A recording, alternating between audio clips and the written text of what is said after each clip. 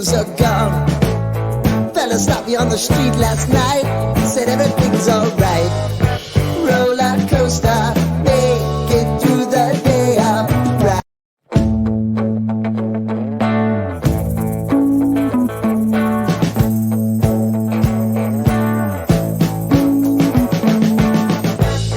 We've been living in sin so long, all the feels are gone.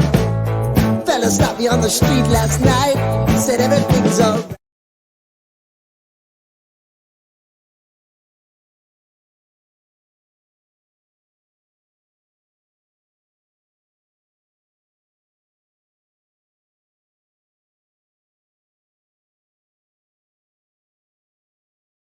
Olá, seja muito bem-vindo ao 60 Sem Filtro, o podcast dos jovens 60 mais. E no episódio de hoje, nós vamos falar um pouco sobre declaração de imposto de renda 2025. E para dar uma introdução no assunto e apresentar nosso convidado, meu amigo Max. Então, meu nome é Max. Hoje nós vamos falar com você a respeito do Imposto de Renda da Pessoa Física 2025. Vamos falar com você a respeito, né, das hipóteses de obrigatoriedade, de entrega e declaração, quem está obrigado, isenções, declarações de bens e direitos, rendimentos recebidos acumuladamente, em suma. Vamos tratar do Imposto de Renda de 2025, suas regras e as novidades que estão vindo aí. E para isso, nós trouxemos para este podcast, né, um especialista nessa área, Francisco Pinto de Souza. Olá, boa noite a todos, boa noite, Taz, boa noite, Marcos, obrigado por esse honroso convite, boa noite a todos que nos acompanham. Vamos ver se a gente consegue trazer alguma contribuição para os que estão nos acompanhando e quem sabe se preparar ali um pouco mais para evitar ser arranhado pelas garras do leão, né? E já adianto que o Max já vinha me falando bastante do Francisco e falou que com o Francisco o leão vai virar um gatinho miando bem baixinho. É isso, Max? É isso mesmo. Mas, Francisco, me fala mais um pouquinho a respeito de você, da sua vida profissional, assim, né? Do que te trouxe até aqui para se tornar esse especialista em imposto de renda, pessoa física. Bom, primeiro eu gosto de falar das minhas origens, né? Na verdade eu sou filho de seringueiro, né? Meu pai José Pinto veio lá de Trairi em 45, foi soldado da borracha aqui no interior do Amazonas, do Acre, também na Bolívia. Eu sou o primeiro filho dele, nascido em 60, nasci e me criei na roça. Eu costumo dizer para os jornalistas que até meus 8 anos de idade eu conhecia uma vaca através da lata de leite mococa. E conhecia o talão de cheque aos 28 anos de idade, 22 anos de idade, né? Mas em 69, quando nós viemos para Porto Velho para tentar receber o saldo do seringueiro, o cidadão que comprava a borracha do meu pai não pagou, era dinheiro que nunca mais precisava voltar para a roça, e nós voltamos para a roça com uma mão na frente e outra atrás, e fomos nos estabelecer na Vila de Extrema, distrito de Extrema, onde fiquei até 75, e costumo dizer na minha apresentação, sobretudo na faculdade, que eu sou de Fortaleza, mas do Abunã, onde eu me registrei, né? E estudei no Rio Branco do Acre, né? Na Receita Federal eu entrei em 82 como auxiliar aduaneiro, mais tarde fiz outro concurso para agente administrativo, e o último em 1985, antes do Max, para o hoje analista tributário. Fiquei na Receita Federal, portanto, de 2017 de 1982, fevereiro de 82, até julho de 2017, perdoe. Foram mais de 35 anos e 49 dias de serviço público na Receita. E a gente acumulou um pouquinho de conhecimento na área de imposto de renda, né? Eu lembro que em 82 a gente usava uma fardinha azul, auxiliar aduaneiro, e fiscalizava o ouro nos anos 80, lá no aeroporto, no Aeroclube.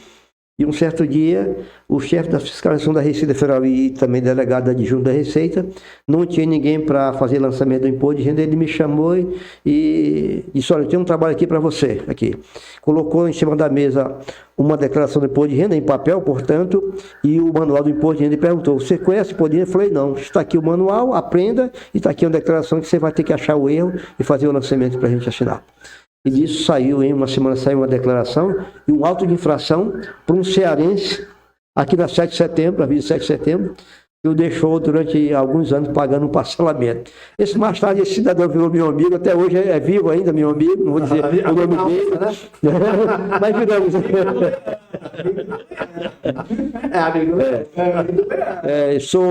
Sou egresso da segunda turma da Faro, né, entrei em 89, formei em 93. Em Direito, e já de alguns anos somos também inscritos na Ordem dos Advogados do Brasil. E na Receita Federal, o meu principal trabalho foi exatamente orientação ao público. Melhor, orientar o cidadão a evitar problemas com o leão, a exercer os seus direitos, né? E a gente ficou alguns anos aí, foram 25 a 30 anos, militando na área do imposto de renda, dando orientação ao público. É excelente. Então, pelo visto, estamos falando com a pessoa certa, para amansar esse leão. Com certeza. Ok, vamos lá. Entender mais por que ele é um manso leão. Exatamente. Francisco, a gente sabe que no Brasil a gente tem limite para tudo. Né? E a gente vê aí na Justiça Eleitoral e a obrigatoriedade de votos, né, vai até 70 anos. A pessoa a partir de 70 anos ela não é mais obrigada a votar. Eu te pergunto, no caso de imposto de renda, a pessoa ela é obrigada a declarar a vida inteira, tem algum limite? Como é que funciona isso? Max, essa sua pergunta faz lembrar um episódio. Uma vez, na Receita Federal, um cidadão me abordou no corredor para tirar uma dúvida de imposto de renda e ele perguntou, Francisco, o meu avô lá tem cerca de 80 anos de idade. A partir de que idade ele deixou de ser obrigado a fazer imposto de renda? Eu brinquei com ele e contei uma realidade com a brincadeira. Eu falei, amigo, se Matusalém, aquele personagem da Bíblia, estivesse vivo hoje aqui, a Bíblia diz que ele morreu com 969 anos de idade, e as partes geradoras estaria ainda obrigado a fazer imposto de renda. É uma brincadeira, mas serve para a gente explicar aqui, não a idade que isente a pessoa do imposto de renda. O que limita, na verdade, o que há de diferença é que algumas verbas poderão ser isentas do imposto de renda no caso do idoso. Vamos citar, por exemplo, aquele aposentado que tem mais de 65 anos de idade.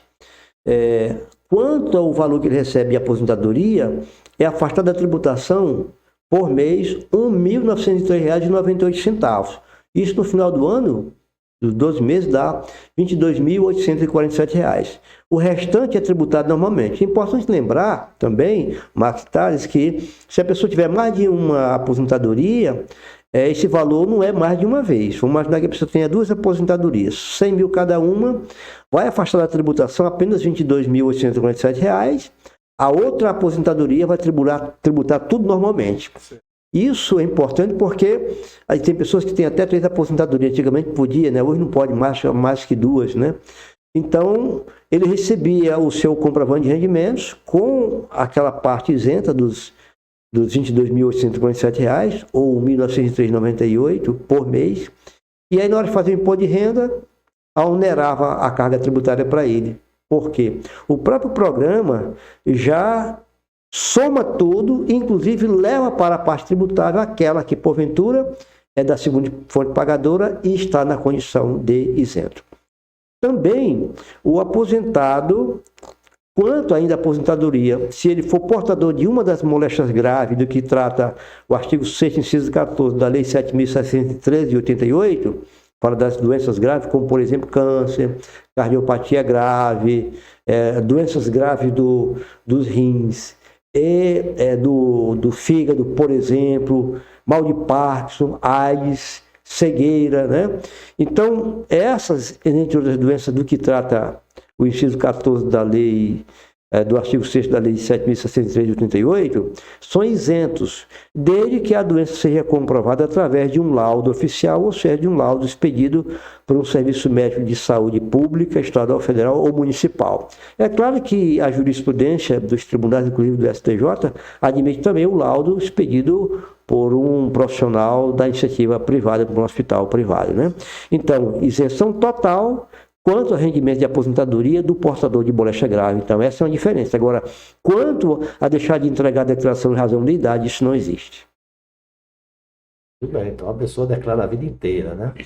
Na vida inteira e até quando morre, né? Porque se ele tiver defendendo, vamos imaginar uma pessoa que morre em algum mês do ano, o fato gerador do ano passado, ainda que ele morreu, alguém tem que fazer a declaração em nome dele, né? O inventariante, o cônjuge, alguém, mas tem que fazer ainda, né? Até o último dia de vida do cara. Exatamente. Ele está pagando. Exatamente. E ainda tem a declaração de encerramento de espólio, que é a última declaração feita, informando que os bens em nome do falecido foram destinados para os herdeiros. Então, tem que fazer uma declaração final de espólio para só então baixar o CPF em nome daquele. Francisco, ele me diz o seguinte. Quem é que determina essas hipóteses? Né? Que expede, que disciplina? Né? Quem é o órgão? Quem é que faz essas normas que disciplinam o imposto de renda, declaração de ajuste, né? A gente entrega aí. Esta norma é uma norma única ou ela é a cada período ela é alterada, vem uma norma nova? Como é que funciona? Explica melhor. Aliás, explica melhor para o nosso público que está nos ouvindo aí. Né? Muito boa essa indagação, Max. Quem expede o ato, quem expede o ato que disciplina as regras e o prazo do imposto de renda todo ano é o secretário da Receita Federal, através de um ato administrativo chamado Instrução Normativa. Por exemplo, esse ano, a Instrução Normativa 2255 de 2025, publicada no Diário Oficial, me parece, no dia 13 agora de março, então disciplina as regras e o prazo do imposto de renda deste ano. Então, é o secretário da Receita Federal que faz isso, que baixa esse ato. É óbvio que, do ponto de vista acadêmico, eu já enfrentei essa pergunta palestrando para acadêmicos, em que se alegou que se isso não seria uma constitucionalidade, como é que pode um secretário federal, uma autoridade, um ato unilateral, não emanado da Casa das Leis, disciplinar algo tão importante na vida do cidadão, do contribuinte. Mas é assim mesmo, tá? Essa questão já foi enfrentada no Supremo Tribunal Federal, que reconheceu que o secretário tem sim autoridade para baixar esse ato. É óbvio que dentro da regra do imposto de renda estão atos que são regrados por uma instrução normativa e outros que somente através de uma lei ordinária, né? Então, e esse ato é todo ano, né? Muitas vezes é uma cópia do ano anterior com alteração dos valores, né? E talvez do prazo, né? Mas é um ato por ano, é um ato por exercício. Francisco, deixa eu te fazer uma pergunta. É que eu lembrei aqui agora. E quem que define esse secretário? Ele é um cargo político ou ele é um cargo de carreira? Acho que dependendo de quem, né, botou ele lá, vai dar uma diferença para a gente ou não. Você pode falar um pouquinho mais para a gente sobre isso? Muito bom. A nomeação do secretário da Receita Federal, cujo mandato é indefinido de prazo, é feito pelo presidente da República, através de decreto, e não precisa ser alguém de carreira da Receita Federal. Poderá, mas a nomeação é livre. Tanto é que, me parece, não sei se o secretário Robson Barreirinho, me parece que é advogado, já teve Everardo Maciel, que não era da carreira também, é uma pessoa versátil na área de tributos, né, especialista em tributos, que não era da carreira, né? Tem outras situações, né? Então não precisa ser alguém da carreira. A nomeação é de livre escolha do presidente da República, não precisa ser alguém que seja da carreira da Receita Federal. Então, dependendo de quem ele coloca lá, o leão vai falar mais alto, né? Ou não, né? Exatamente, isso mesmo, né? Mas geralmente a autoridade, geralmente não precisa ser assim, né? Ele precisa dirigir o órgão sempre com as funções para as quais o órgão foi criado pela Constituição Federal. Sim. Ou seja, a Secretaria da Receita Federal, hoje chamada de Secretaria Especial da Receita Federal do Brasil, ela tem como função administrar, arrecadar e fiscalizar os tributos federais. Além disso, também dá consultoria para o Ministério da Fazenda, Ministro da Fazenda e para o Presidente da República nas questões tributárias. E a partir de 2007, quando a Receita Federal assumiu também as matérias da Receita Previdenciária, também as questões de contribuições previdenciárias. Então, a instituição, não importa quem esteja lá, tem que cumprir o seu misto, que é exatamente cuidar dessa área, administrar, arrecadar e fiscalizar os tributos e contribuições federais e dar assessoria tributária para o Ministério da Fazenda e também para a Presidência da República. Excelente. E, Francisco, qual é o ato, agora, voltando à questão da obrigatoriedade, qual é o ato, se você puder nos dizer, se você se lembrar, qual é o ato que, então, disciplina a respeito da declaração de imposto de renda em 2025? E não só isso. Você se lembra, mais ou menos, quantas são, mais ou menos, as hipóteses de obrigatoriedade de entrega de declaração prevista nesse ato? Bem, o ato é a Instituição Normativa 2255 de 2025, publicado no Diário Oficial da União no último dia 13, mas já anunciado no dia 12, durante a coletiva da Receita Federal e explanação do supervisor do Programa do Imposto de Renda, José Carlos Fonseca, a partir das 15 horas, me parece, horário de Brasília. E entre as hipóteses, são várias, né? São várias hipóteses. As que mais se destacam, né? O cidadão não deve esquecer. Quem teve rendimentos tributáveis, como salários, honorários dos profissionais liberais, aluguéis, né? A remuneração dos condutores autônomos, que quer ser veículo de carga pesada ou veículo de passageiro, aos autônomos, cujo montante seja superior a R$ 33.888. Essa faixa vem alterada em torno de 1,10% em relação ao ano passado, que obrigava a pessoa a declarar acima de R$ 30.639. Então, houve um incrementozinho de 1,10%, de modo que hoje, quem ganha rendimento tributável acima de R$ 33.888 está obrigado a declarar. Uma outra faixa que alterou é o rendimento do produtor rural, do agropecuarista, do agricultor, cuja receita bruta é superior a R$ 169.440. Estou falando de rendimento bruto, que obriga a pessoa a declarar. Não quer dizer que ele vai pagar imposto em cima desse valor. Uma vez que o produtor rural e o agricultor, desde que comprovado que a renda vem dessa origem, ele pode optar por tributar apenas 20% do bruto. Ou ele pode optar pelo chamado lucro real, que é o bruto menos as despesas que a legislação permite deduzir. Então, tem duas formas de tributar. Uma outra hipótese que obriga a pessoa a declarar e que não mudou em relação ao ano passado. Quem teve rendimentos isentos não tributáveis ou de tributação exclusiva na fonte, é assim que diz a legislação.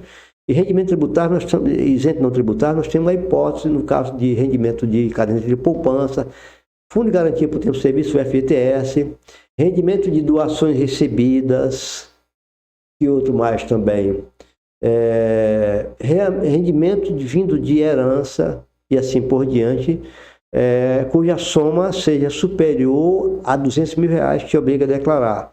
Rendimento de tributação exclusiva na fonte. Nós temos exemplo, 13º, aplicações financeiras. Temos também o rendimento do ganho de capital, que é a venda de um bem ou direitos com ganho sujeito ao imposto. Esses são impostos de rendimento de tributação exclusiva na fonte, cuja soma supere a R$ 200 mil, também te obriga a declarar. Quem teve rendimentos de ações sujeito à incidência do imposto também te obriga a declarar. Se você fez atualização, se você atualizou seus bens lá em dezembro do ano passado, a lei permitiu alterar o valor dos bens pelo valor de mercado, pagando um alívio de 4% sobre essa diferença, também te obriga a declarar.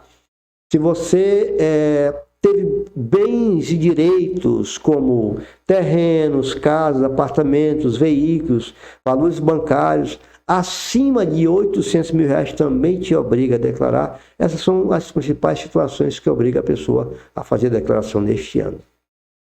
Rol bem extenso, né, de obrigatoriedade.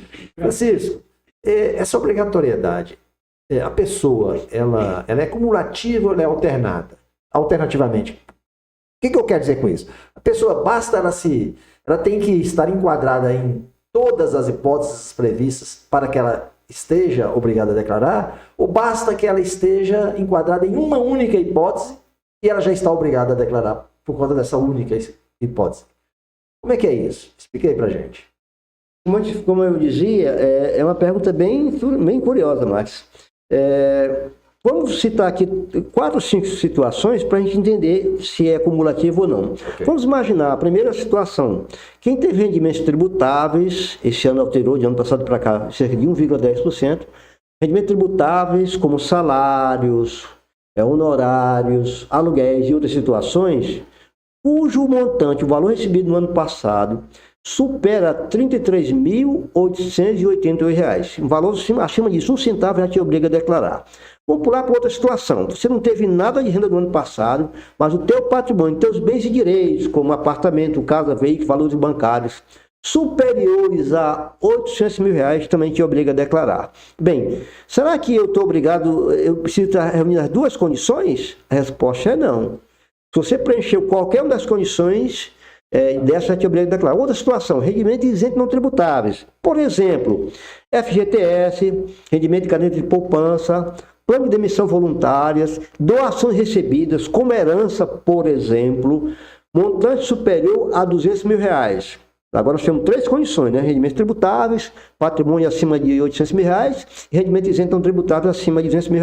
Você não é obrigado a preencher as 3 condições. Mas vamos lá. Vamos imaginar que você está obrigado a declarar porque teve acima de R$ 800 mil de patrimônio. E teve rendimento isento não tributável superior a R$ 200 mil. Aí você vai estar obrigado pela principal regra aí, que é o patrimônio acima de R$ 800 mil. E, em consequência disso, você fica obrigado a informar o rendimento isento não tributável, ainda que seja até R$ 200 mil, e só te obriga isoladamente acima de R$ 200 mil. Também os teus rendimentos tributáveis, mesmo que até R$ 33.888. E mais, você colocou na sua declaração um dependente que faz um estágio remunerado e ganhou lá R$ 500 por mês, 6 mil ao ano. Também você é obrigado a colocar o rendimento dentro da sua declaração, porque se você não fizer isso, a sua declaração vai cair na malha fina. Olha que curioso. Então, você não está obrigado de forma cumulativa, mas uma vez que você estiver obrigado a declarar por uma das condições, aí todos os demais fatos geradores, ainda que isoladamente não te obriga a declarar, você é obrigado a informar isso na declaração. Mas parabéns pela pergunta, porque eu nunca tinha recebido uma pergunta do tipo ao longo de... Aqui no podcast a gente busca todas as informações possíveis para esclarecer o nosso público. Né? E vamos continuar com essas perguntas, né? Foi falado muito aqui, o leigo não vai entender. Isso. Que raios é rendimento tributável?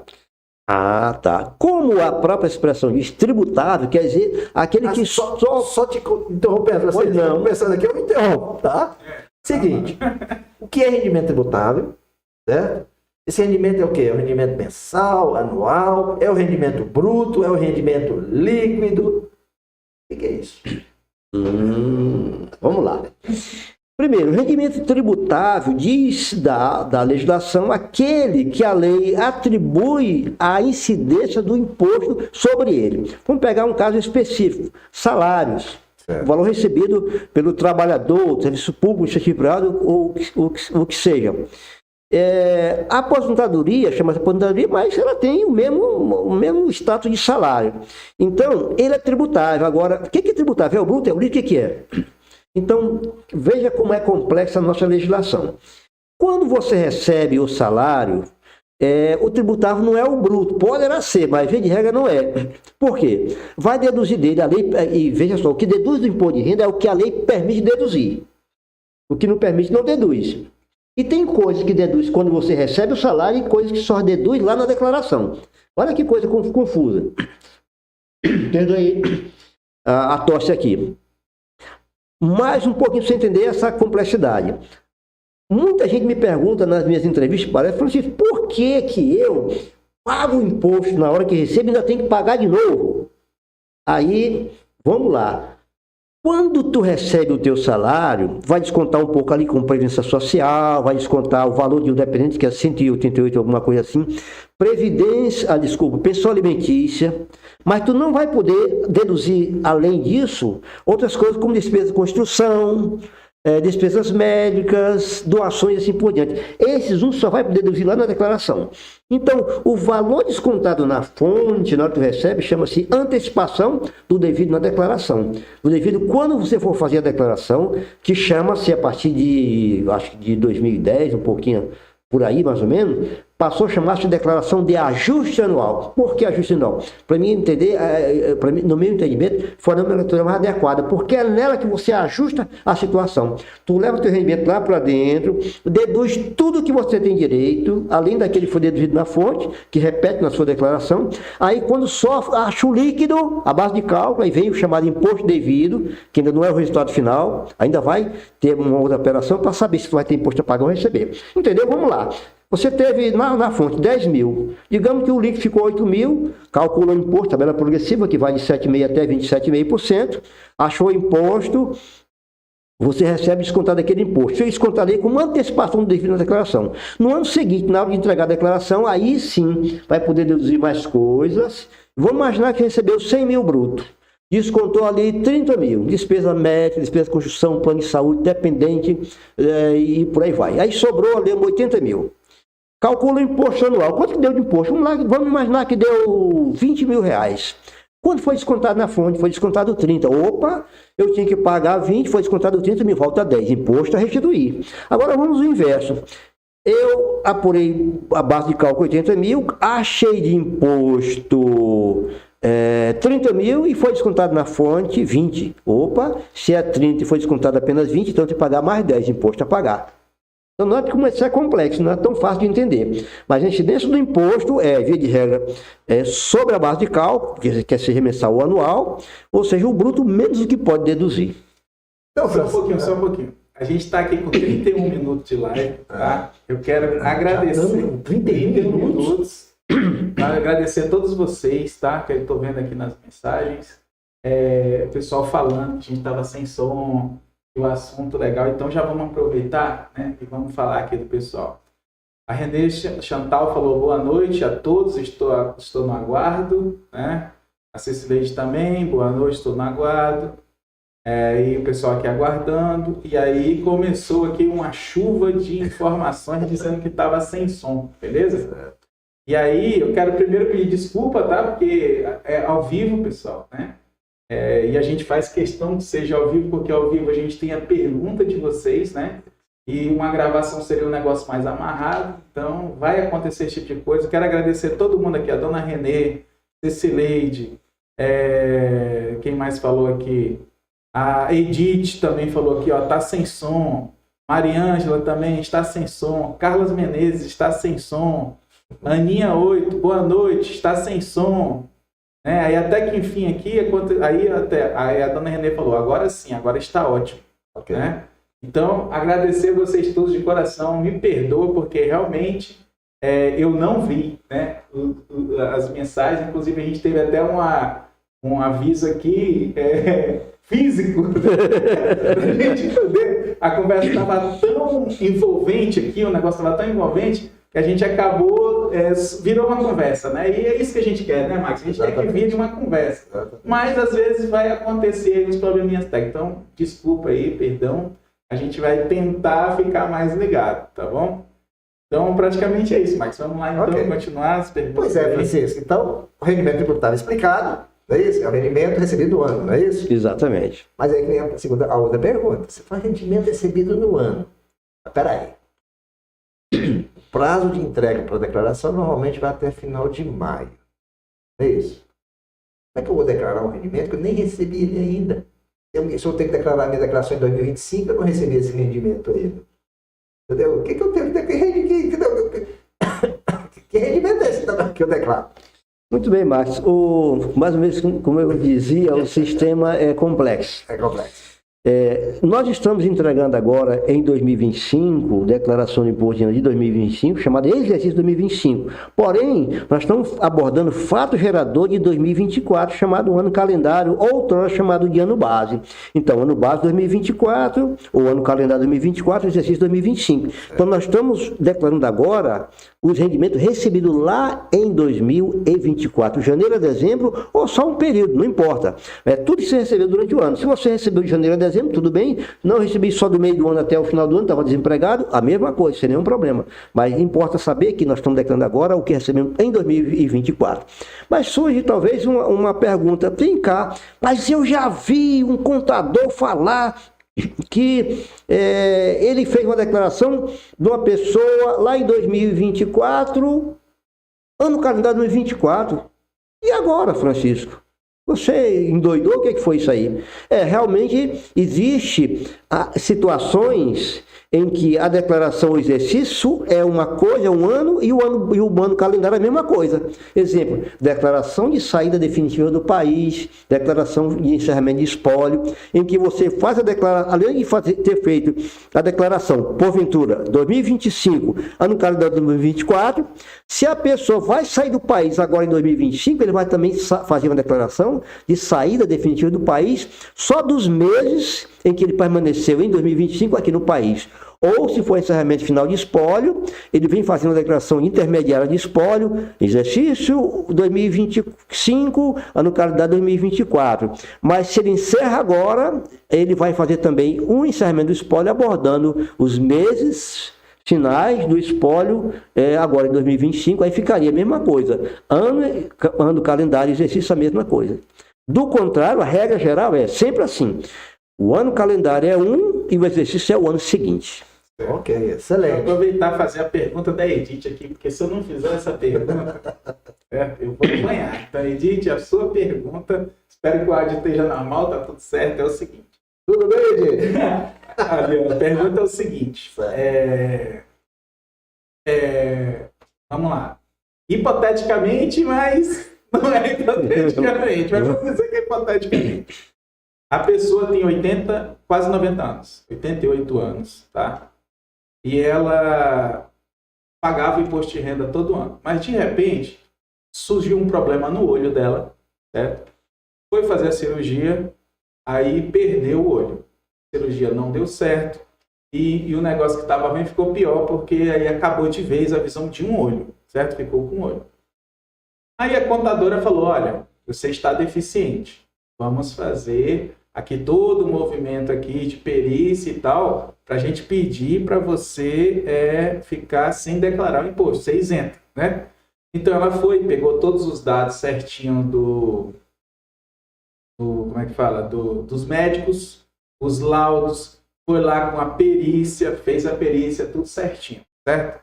Só que aí o perito lá falou o seguinte para ela, olha, tá tudo certo, só que é o seguinte, vai para a mão do juiz e depois que o juiz der o aceite, você vai ficar isento. A pergunta dela é o seguinte, só que isso, Francisco, faz já alguns anos que ela está aguardando. Não houve decisão judicial ainda. É essa decisão. E aí a pergunta dela, que se eu não fizer eu vou apanhar, é a seguinte.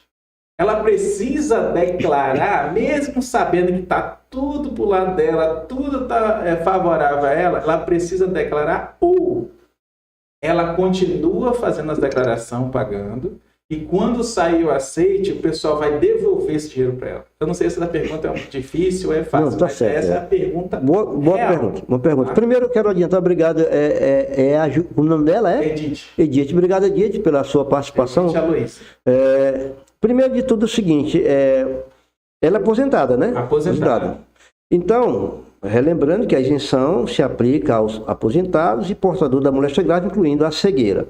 Ela não é necessária ler a juízo, desde que ela tenha um laudo de lavra de um perito, um médico perito, de um hospital, a lei fala serviço público, serviço médico público, hospital público, da União, Estado ou município. Então, a lei 9.250 diz que tem que ser um laudo oficial.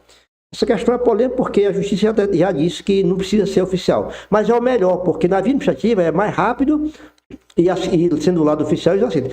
A Receita Federal não aceita laudo de um hospital privado, só serviço público. E o laudo tem determinados requisitos lá, né? Tem os dados do paciente, o histórico, o laudo, ainda que seja expedido agora, por exemplo, pode dizer que a doença aconteceu há 3, 4 anos atrás, desde que o médico se convença disso, tá? O perito.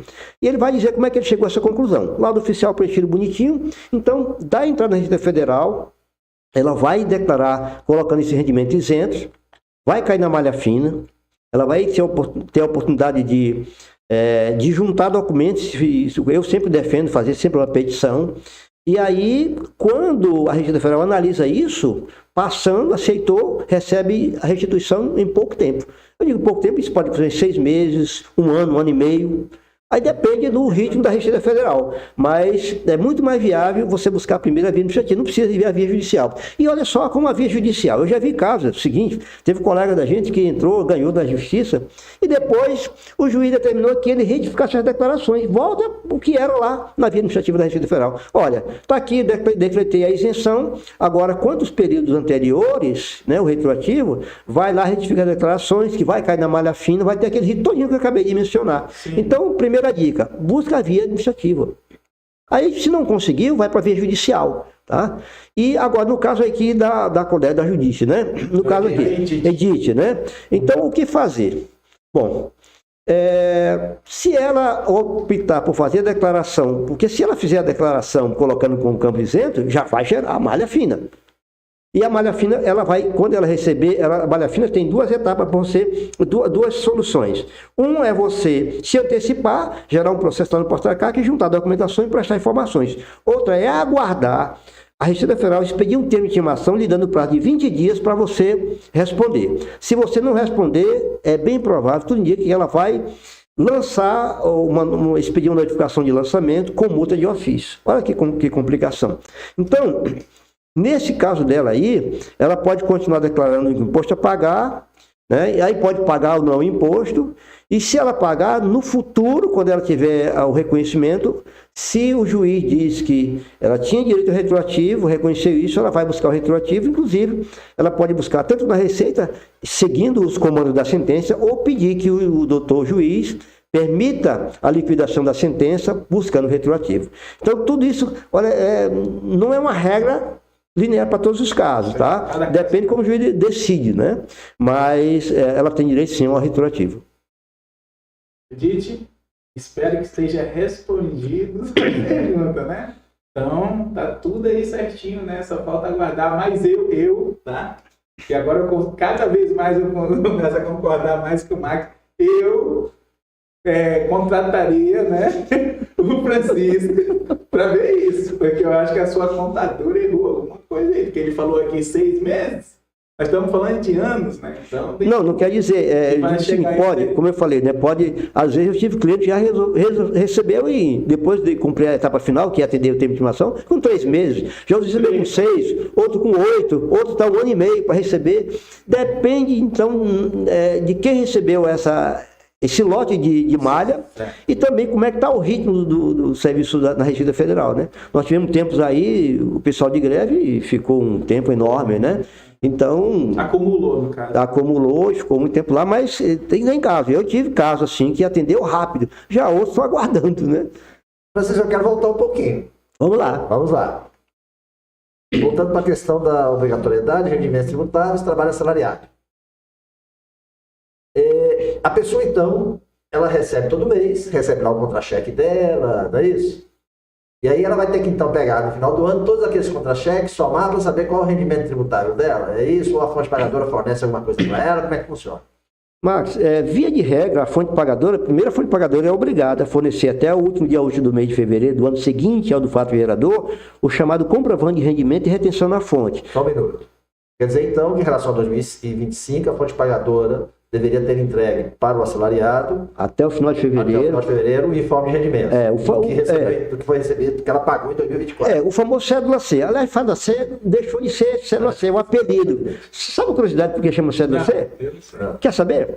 É o seguinte, até 88, sob a égide do regulamento do imposto de renda chamado RI, e o contribuinte tem nada motivo para sorrir, né? Para chorar tem, né? Mas imagina não, né? Então, o famoso RI 85.450, que vigiu até o final de 88, foi substituído pela lei 7.613, como veio outro regulamento. Então, até 88, nosso rendimento era classificado por cédulas. Os rendimentos assalariados eram classificados na cédula C. Tinha A, B, C, D, F e até a I.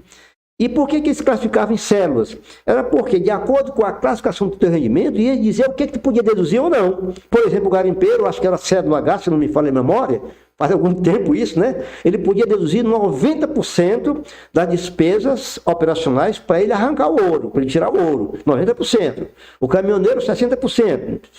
Acho que deve continuar isso, né? Já o assalariado, pouca coisa, né? Então, tinha direito a bater, e eu acho quase a mesma coisa hoje ainda, previdência social, pensão alimentícia, despesa da Constituição, por aí vai.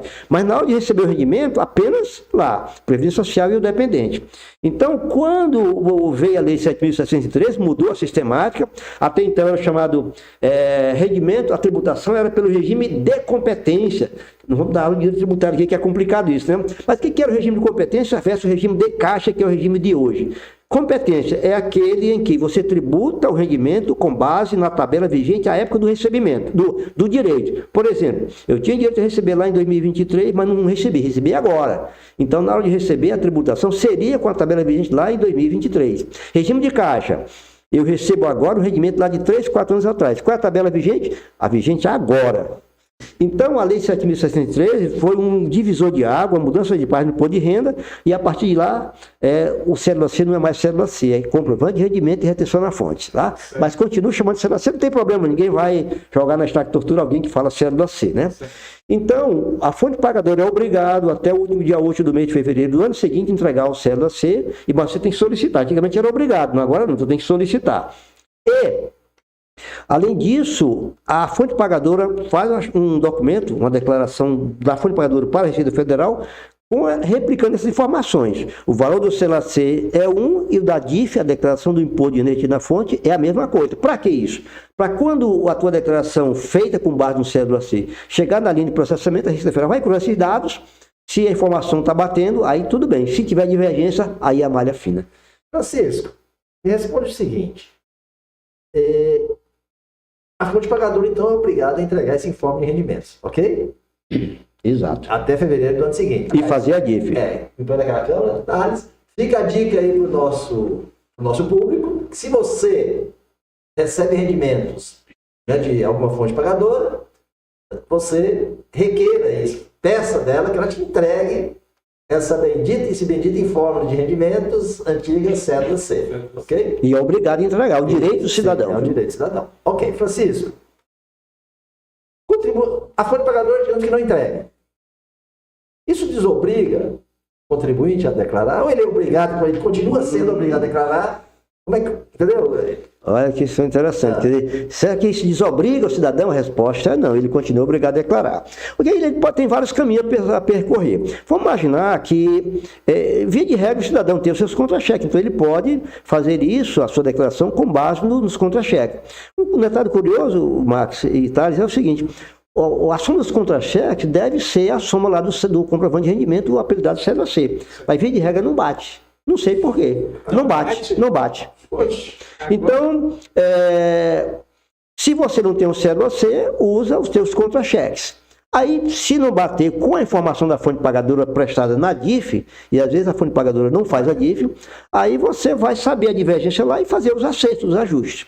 Segunda hipótese, vamos imaginar que ele não tem o cédula C. E por conta disso, ele, digamos, não tinha como fazer a declaração correta. Não tem o cédula C, não tem os contra-cheques por aí, né? Hoje tem muitos meios de você obter essa informação, mas vamos imaginar que deixou para a última hora e não teve a informação. E aí, o que fazer? Bom, uma dica. Faça a declaração com base no que você dispõe. Chuta um valor, se a menor, e aí vai cair na malha fina. Se a fonte pagadora prestou informação na chamada DIF, a declaração do imposto de renda na fonte vai dizer qual é o valor correto. Aí tu vai lá e corrige. Gostou? Mesmo assim, a fonte pagadora não fica desobrigada de prestar informação no CELAC. Por que isso? Se ele já entregou a DIF, pode ter errado. Por isso que é bom ter a gente documentar direitinho. Olha, eu lembro, eu nasci e me criei na roça, sem orientação de burocracia, nada. Eu vim conhecer um cheque com 22 anos de idade. Não conhecia o que era um cheque. Eu não sabia que era um Serasa, um SPC. E fiquei sabendo por via transversais que o meu nome estava no SPC, né, etc, né? Por culpa de um patrão meu. Mesmo assim, até uns 4, 5 anos atrás, eu tinha um documento, o primeiro Jeep, o Chevette que eu comprei, lá em 83, guardava tudo. Guarda documento, ainda mais hoje que tem o PDF, não vai guardar, não vai ter acúmula. Ah, meu computador guarda nas nuvens. Ah, vai ter um vendaval nessas nuvens, vai apagar tudo. Não vai guardar. Quanto tempo o contribuinte deve guardar esse documento? Rapaz, mas é danado, hein, rapaz? Olha só, essa pergunta é interessante e alguém pensa que é simples. Sim. Quanto tempo você acha que é? 5 anos. Você acha que é 5? Depende. Vamos lá, vou pegar a resposta do Thales. Eu sei porque o Marco falou assim, né, foi diferente. Olha, é 5 anos. Mas não é 5 anos, eu tenho que saber contar a partir de quando? 5 anos contado do ano calendário. Então vamos lá. 2025, eu tenho que contar 5 anos a partir de 25 para dar 2030? Não, 26. Eu tenho que contar a partir de 2024. 24. Vai dar 7 anos no total a história. Desculpa aqui. Você tem que contar 5 anos do ano seguinte ao do exercício. 25, ano seguinte ao do exercício, 27. 27. Então, tu conta 5 anos a partir de 2027. Tá. Mas Então, ainda tem mais uma hipótese, viu? Que é a hipótese de ação judicial. Que você tem que guardar os documentos 5 anos depois de encerrada a demanda judicial. A demanda judicial. E durante todo o curso da demanda judicial, esse documento tem que estar guardado. Então, Eu não ia chamar isso para não confundir tanta cabeça do contribuinte, né? Vamos bombardear o Francisco com pergunta. Você quer fazer primeiro? Pode fazer, depois assim. Francisco, quando a gente trabalha na empresa, a gente recebe aí o contra-cheque e esse informezinho que dá, geralmente lá em fevereiro eles dão. Mas os bancos também dá esse informe de rendimento pra gente, não dá? Ele não gera todo ano e envia pra gente? Sobre o fato gerador lá do banco, né? Do banco, sim. tô falando do banco. É a mesma coisa, se aplica a mesma regra, porque você tem rendimento lá, muito embora o rendimento da aplicação financeira, da poupança é outro rendimento, mas também tem rendimento ali, tributável ou não. Então se aplica a mesma regra quanto à entrega do documento, apelidado CDC. Tá, se aplica a mesma regra. Esse documento que o banco me envia, eu tenho que declarar ele também. Sim, claro. Você vai também. E aí vai as hipóteses. Eu não sei se vocês têm a pergunta, o que eu declaro de banco? Né? Uma coisa mais simples, assim, né? Vamos por aqui, fique à vontade para perguntar como quiser aí, tá? Declaração de bens, lá fala bens e direitos, né? Aí também, aí entra direito civil, direito tributário, entra um monte de coisa, direito financeiro, né? Então, uma coisinha bem básica, quanto à informação bancária. Qual é o valor do banco que me obriga a declarar, informar lá? Obrigado a declarar é uma coisa, informar é outra. Olha que confusão danada. Se eu estou obrigado a declarar o imposto de renda por conta lá do meu patrimônio, da minha renda, aí eu tenho o valor bancário. Qual é o valor bancário que eu sou obrigado a informar? Conta bancária e poupança e aplicação financeira acima de R$140. Por conta. Tá? Falando dessa multiplicidade, Francisco, eu sou obrigado, eu devo fazer uma declaração de imposto de renda para cada fonte pagadora. Eu trabalho para mais de uma fonte pagadora. Eu vou fazer, digamos que eu trabalho para 5 fontes pagadoras. Eu vou fazer 5 declarações de imposto de renda? Outra pergunta. Os BEIs, né? Os BEIs, eles fazem isso. Eles prestam um serviço para várias empresas. Olha, rapaz, olha, senhores internautas, esses caras vieram para me comer o fígado de perguntas difíceis aqui. Mas uma pergunta que nunca ninguém me fez, aos meus mais de 40 anos de experiência na área tributária, essa pergunta tem cabimento, viu? Não, mas, na verdade, tendo em vista que a declaração é de ajuste anual, então, uma declaração para todos os fatos geradores, né? Todos os fatos geradores, vai tudo para ali. Eu lembro antigamente, quando a declaração era em papel, às vezes, rapaz, as pessoas tinham tanta fonte pagadora que o espaço não dava, aí tinha que fazer uma folha complementar. Isso se dava também em relação aos bens, os dependentes. Você sabia que teve uma época que o fisco limitou a quantidade de dependentes na declaração? Se eu não me falha a memória, 5 ou 7 no máximo. Coitado de nós do Nordeste, aí, com nossos pais aí com 10, 12 filhos, né? Não podia. Não podia. Exatamente, né? Exatamente. Isso aí é para garantir a venda de televisão no país. Você paga a televisão para o pessoal para Pois é. Mas isso aí, em suma, Max, é uma declaração só por ano, envolvendo todas as fontes pagadoras, a mesma coisa se dá, Thales, em relação ao MEI, o microempreendedor individual. É também uma por ano. Vou aproveitar aqui, Max. Quando você está procurando essa pergunta, eu vou colocar outra. Falar que o pessoal também pode ser uma dúvida dele, só faço pergunta do pessoal. É jogo, ou seja, é uma boa opção eu colocar vários dependentes na minha declaração? Olha a minha pergunta, preste também atenção. Eu quero saber se vale a pena ou não. Exemplo, mora ali na mesma casa pai e filho, aí tem os netos, né? Aí o pai fala assim, olha, vocês estão morando aqui, então eu vou fazer o seguinte, vou botar todo mundo na minha declaração. Pai, filho, Espírito Santo, cachorro, galinha, botar todo mundo. Então, compensa isso ou não? E outra, você falou da limitação que existia. Existe ainda essa limitação? Não existia. Mas talvez você não está pensando no Bolsa Família não, né? Não. Eu estou pensando para fins de declaração mesmo. Bem, essa pergunta faz sentido também. Imagina o seguinte, às vezes a gente fica olhando para um benefício e aí depois o molho pode ficar mais caro que o peixe, né? Então é o seguinte, para mim ter benefício no imposto de renda, cada dependente eu tenho um abatimento anual só pelo fato de ter o dependente legal. O que é dependente legal? Essa expressão dependente legal, ela não faz muito tempo na esfera do imposto de renda. Foi só a partir de 88, 89 que passou a expressão dependente legal. Antes era só dependente. Para diferenciar de dependente econômico. No Brasil nós temos dependente legal e dependente econômico. O que é dependente econômico? Aquele depende economicamente da gente para sobreviver. Dependente legal é aquele que preenche os requisitos da lei para constar como dependente em minha declaração. Exemplo, o filho ou enteado até 21 anos de idade, ou o filho enteado até 24, se estiver fazendo... Não, o enteado e filho enteado até 24 anos, se estiver fazendo faculdade ou escola de nível técnico, ok? Então, um exemplo claro, né? O cônjuge, o companheiro, isso vale para todos os tipos de relacionamento, inclusive para o relacionamento, a relação socioafetiva, né? Então, cônjuge, companheiro, em ambas as situações, pode ser dependente legal também. Então, só o fato de ter o dependente desse, eu já abato minha declaração 2.275 por dependente. Posso abater também a despesa com plano de saúde, a despesa médica dele, tá? Muito bem. Agora, qual é o custo de eu ter esse dependente? Certo. Se cada dependente tiver renda, vamos pegar o caso de um dependente só? Um só. Vamos lá. Aí, vamos imaginar que eu tivesse minha filha, eu tenho uma filha, deixou de ser meio dependente, há alguns anos. Vamos imaginar que ela tivesse lá um estágio remunerado de R$500 ao mês, 6 mil ao ano. 6 mil. Aí eu não tive plano de saúde. Aí eu vou colocar lá na minha declaração, vou abater 2.275.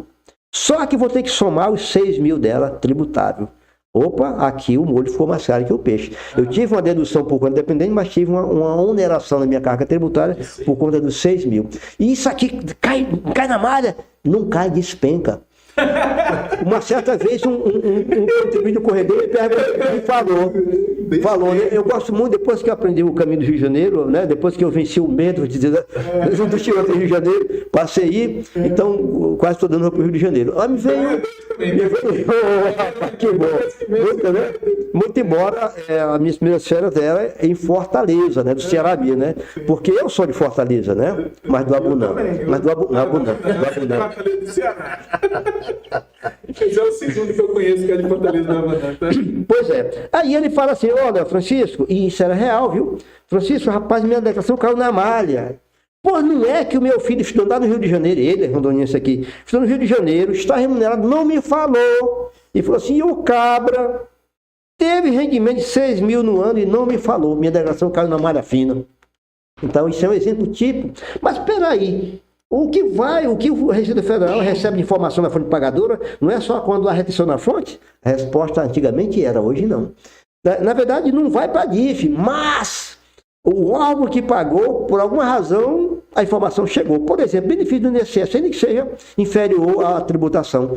O fisco tem acesso a essas informações. Então, mesmo que alguém tenha um estágio remunerado, a informação vai sim para o Banco de Dados da Receita Federal, e se não for informado, cai na malha fina.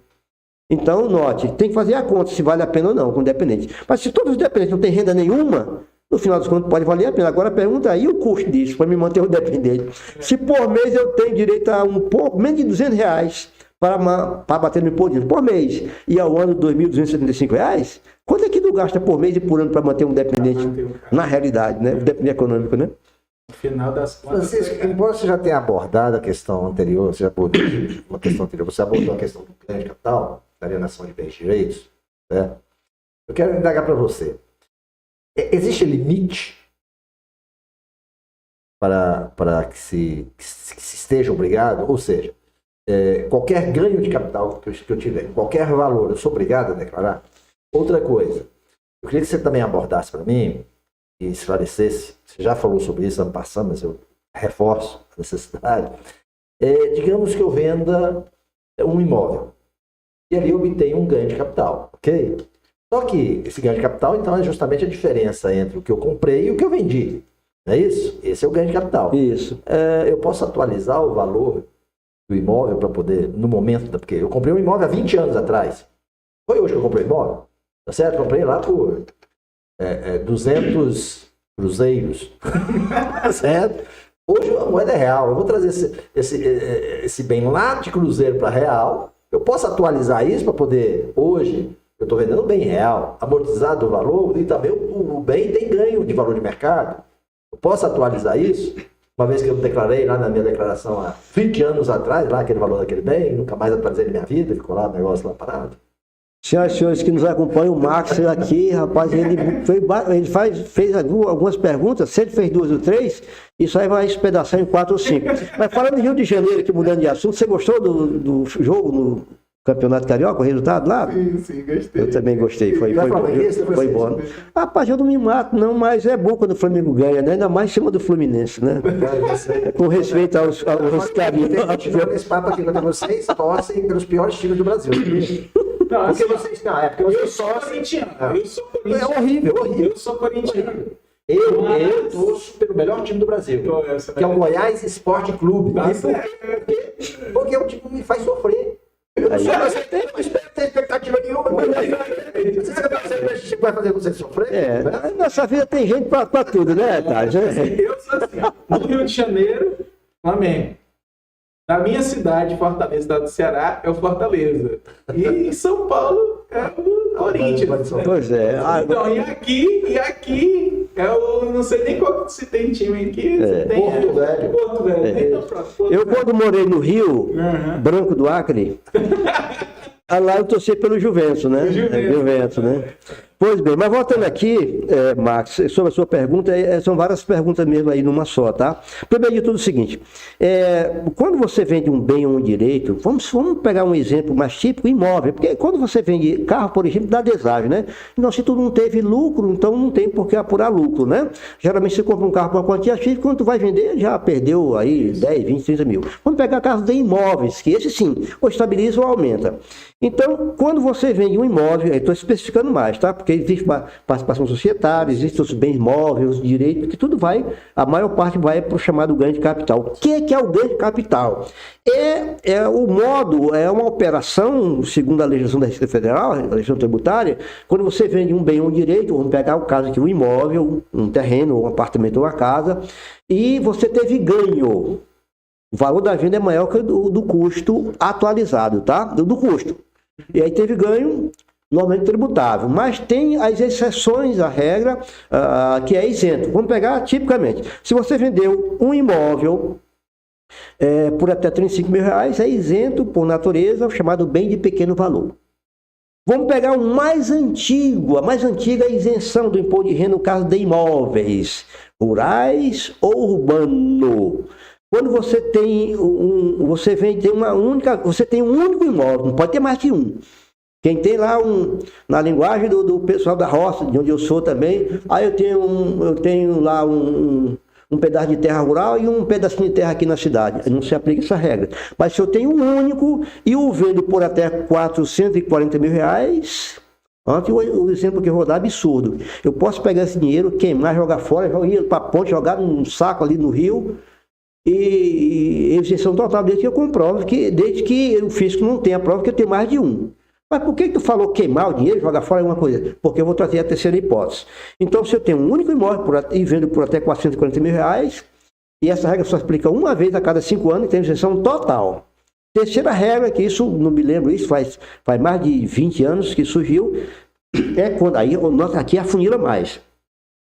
Quando eu tenho imóveis residenciais e vendo, eu posso ter mais de um, e vendo um residencial no Brasil, compro outro residencial no Brasil e aplico o produto da venda na compra de outro residencial também no Brasil, no prazo de 180 dias, isenção também total. Mas aqui, note que eu não posso jogar o dinheiro fora, não posso dar o dinheiro, não posso queimar. Eu tenho que destinar o valor. E a isenção só se aplica até o montante aplicado na compra de outro, no prazo de 180 dias. Então, nós temos 3 casos de isenções aí. Então, nesse caso aqui, tem isenção. Mas eu tenho que preencher um formulário chamado GCAP, o ganho de capital, onde eu vou informar prestar essas informações. Tá? E, claro, tudo fica sujeito à comprovação. Então, no caso de imóvel, tem essas 3 condições de isenção. Então, o ganho de capital sempre, e é 15% que você paga, há 3 anos atrás mudou, né? Passou até 5 milhões, a partir daí passou a mudar. Era só 15%, aí depois passou para 15%, 17% e 22,5%. O projeto inicial viria a passar de 27,5%. Então, o ganho de capital, tributação a priori 15%, salvo as faixas mais elevadas, que pode chegar a 22,5%. Pois é, Francisco, aí você me gerou uma dúvida imensa. Eu declaro o ganho de capital, é isso? Essa declaração. Eu recolho isso mensalmente, né? Fiz a operação. Max, permita faltar um pouquinho. Você falou sobre atualização. Sim. Sobre a atualização é o seguinte: a legislação tributária diz que as instruções da normativa que fala sobre a declaração, você não pode alterar o valor do teu bem com o intuito de fugir do ganho de capital, porque esse é o objetivo. Vamos lá. Lá 50 anos atrás, eu tinha uma casa que valia lá, vamos chamar lá em reais, né? Porque tanta moeda para mas ficou mais fácil, né? Essa casa valia lá R$10 mil, isso em cruzeiro. Comprei há 50 anos atrás. Esse valor hoje, vamos colocar 50 mil, hoje vale R$1 milhão em valor de mercado. A pergunta do Max, eu posso atualizar pelo valor de mercado? A resposta é não. Lá em 1992, o fisco, depois de décadas, oportunizou ao contribuinte atualizar pelo valor de mercado mediante 3 avaliações de alguém gabaritado. Imobiliárias... Isso quando, vocês? Em 1992. Adoro. Continue. E não tinha tributação. Agora, em 2024... acho que a lei 14.754 permitiu você atualizar. Mas tu tinha que fazer isso até 15 de dezembro, mediante pagamento de 4%. Atualiza pelo valor de mercado e paga 4% sobre isso. Só que depois tem umas operações mirabolantes, instituindo prazo longo para tu poder usar o benefício, ou seja, tu não pagar mais imposto além daqueles 4%. Ou se pagar... aproveitando aqueles 4%. Em suma, na maior parte das situações, não compensa você fazer atualização, pagar os 4%. Mas, volto a dizer, não é permitido atualizar pelo valor de mercado, é só o valor de custo. Ainda está lá, quando é que você pode atualizar? Aí, quando você fazia um investimento, uma aplicação, uma reforma, uma ampliação, uma construção.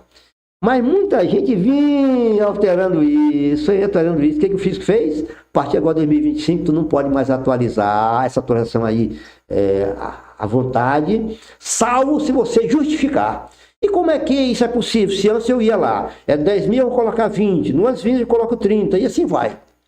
Esse ano, o programa bloqueia essa transação. Tu não consegue fazer, então. Segundo, eu não fiz esse teste ainda. Mas o José Carlos Fonseca, o supervisor do Imposto de Renda da Receita Federal, disse que o programa vai bloquear, não vai permitir.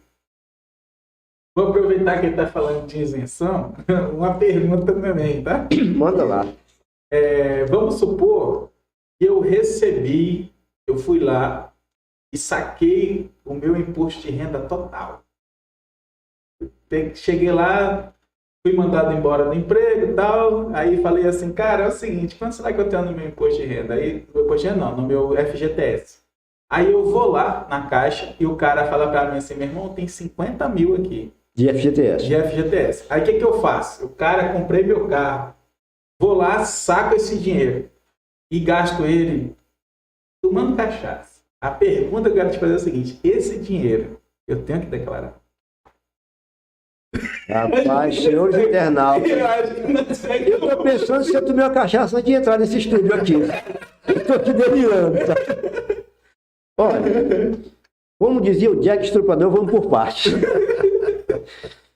Ó, vamos nos ater a um fato gerador apenas dos 50 mil de FGTS que você sacou. Você não estava obrigado a declarar por nenhuma outra regra.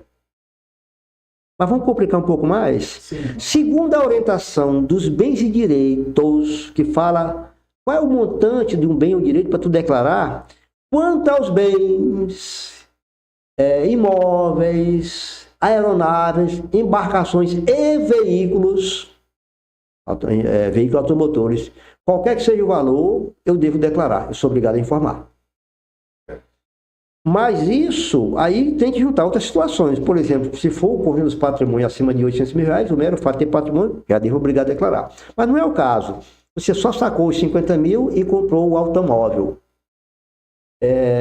Por isso, por si só, não te obriga a declarar. Primeiro, por quê? Porque estou obedecendo a regra. Tá. A regra diz que rendimento, o FGTS é isento.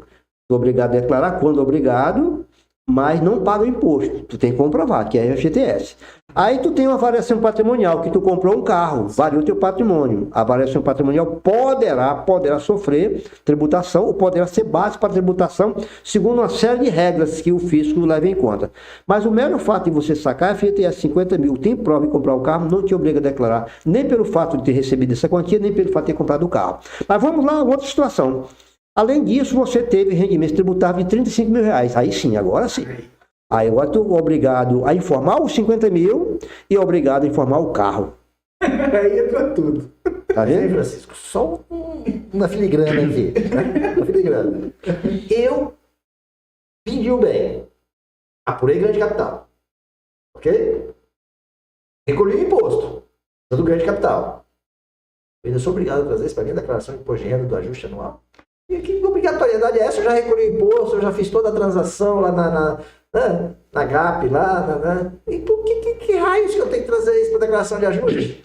Olha, Marcos, a tua pergunta. Senhor internauta, esses caras são malucos para a cabeça deles. Eu não sei porque que eu estou aqui sendo entrevistado, eles sabem tudo, a coisa. A fazer pergunta do tipo. Mas vamos lá então, para ajudar os senhores que estão do outro lado aí. Olha como é interessante isso. Quem conhece o assunto acha que é simples, mas não é. Primeiro de tudo é o seguinte, ó. Mais uma vez, numa aula de direito tributário, até porque eu não sou professor. Mas o rendimento se classifica em rendimentos tributáveis, tributação exclusiva na fonte, que confusão, tributáveis, tributação exclusiva na fonte e rendimentos isentos não tributáveis. Vamos diferenciar o primeiro, rendimento tributável e rendimento de tributação exclusiva na fonte. O rendimento tributável, já expliquei, o salário, por exemplo, quando tu recebe a tributação na fonte, aquilo não é indefinitivo. Vai para a declaração chamada ajuste anual. Já o rendimento de tributação exclusiva na fonte, tu tributou ali, 13º, por exemplo, é indefinitivo. Vai para a declaração porque o fisco quer que você declare, mas tu não vai tributar novamente. Ou aplicação financeira, se tu opta e é caso de tributação exclusiva na fonte, vai para a declaração valor líquido e antigamente não informava o valor do imposto, agora informa, mas está lá destacado o imposto, o valor bruto, o líquido e o valor do imposto. Mas tu não vai tributar novamente. É o caso, Marcos, do rendimento de ganho de capital. Quando tu preenche o chamado GCAP, o formulário é uma declaração à parte. Ganho de capital, lá tu vai informar quando comprou, quando vendeu, por quanto comprou, por quanto que vendeu, se teve investimento a mais, quem comprou, o endereço, quem comprou o CPF e por aí vai. Para apurar o ganho. Apurou o ganho, apurou o imposto, o programa apura tudo isso, tu pagou aquele imposto e vai para a declaração essas informações, mas tu não vai tributar novamente ali, mas tu tem a obrigação de levar assim para a declaração. E o GCAP, o programa GCAP, ele, depois que você o termina, você tem uma opçãozinha lá, um botãozinho falado exportar para a declaração do ano seguinte. Exportar. Isso não é tão fácil, às vezes esse negócio é enrolado. Quando tu vai para a declaração do ano seguinte, lá tem um campo chamado importar. Aí tu importa aquele programa para dentro da tua declaração, uma para dentro da outra, e lá vai reproduzir as informações do teu ganho de capital, dizendo qual foi o valor da venda, qual foi o LI, qual foi o tributo. Não vai tributar novamente. Não há uma bitributação, por assim dizer. Mas as informações vão sim para lá. E isso é só interesse do fisco? Não. Interessa a mim também. Sabe como? Às vezes o contribuinte joga contra o gol. Ele omite uma informação que finda sendo prejudicial a ele. Exemplo típico.